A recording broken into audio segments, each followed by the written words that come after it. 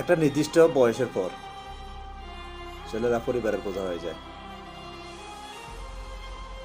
নির্দিষ্ট বয়সের পর আবার ছেলেরা বাড়ি থেকে বের হয়ে যেতে হয়, আর কখনো ফিরা হয় না। যেমনটা স্কুল জীবনে স্কুল ছুটি হওয়ার পর আসতো সেরকম। তখন পৃথিবীটাই তার জন্য কঠিন হয়ে যায়। একটা নির্দিষ্ট বয়সের পর বাবা মার আদরও সে আগের মতো করে পায় না। আবার নির্দিষ্ট বয়সের পরও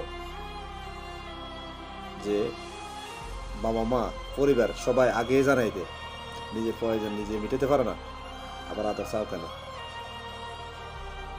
নিজের পথ নিজে মাপো, নিজের রাস্তা নিজে ধরো।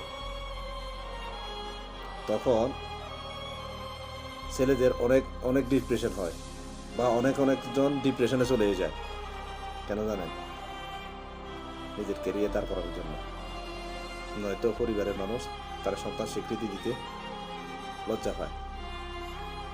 একটা নির্দিষ্ট বয়সের পর ছেলেদের অনেক কষ্ট হয়,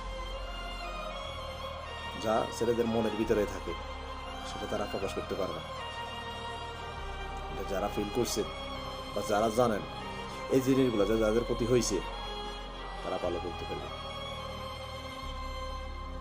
নির্দিষ্ট বয়সের পর ছেলেদের আসলে কি হয়, ছেলেরা কতটুকু করতে হয়, বা নিজের অনিচ্ছাকৃত অনেকগুলো কাজ করতে হয়, যেগুলো সে জীবনে করে নাই, যেগুলো সে জীবনে করতে চায় নাই, যেগুলো সে জীবনে ধারণা করে নাই, সেগুলো করতে হয়। এমনও আছে যে অনিচ্ছাকৃত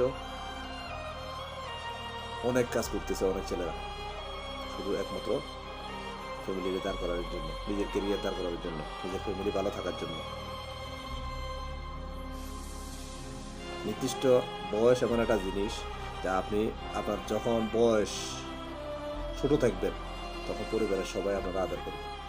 যখন আপনি নির্দিষ্ট বয়সটা হয়ে যাব, যে আপনার একটা বয়স হয়ে গেছে চাকরি করার মতো, ব্যবসা করার মতো, যে কোনো একটা জিনিস করার মতো, তখন পরিবারের কাছ থেকে আপনি অবহেলা ছাড়া কিছুই পাবেন না। তখন পরিবারের মানুষ আপনারা নিজেই দূর দূর করবে, বলবে আপনি নিজের রাস্তা মাপেন, আপনি নিজের পায়ে নিজে দাঁড়ান। যাক, সর্বোপরি ছেলেদের জন্য শুভকামনা। সবাই দোয়া করবেন, ভালো থাকবেন। দোয়া করি সবার পরিবার যাতে ছেলেদের প্রতি একটু সহানুভূতি হয়। আল্লাহ হাফিজ।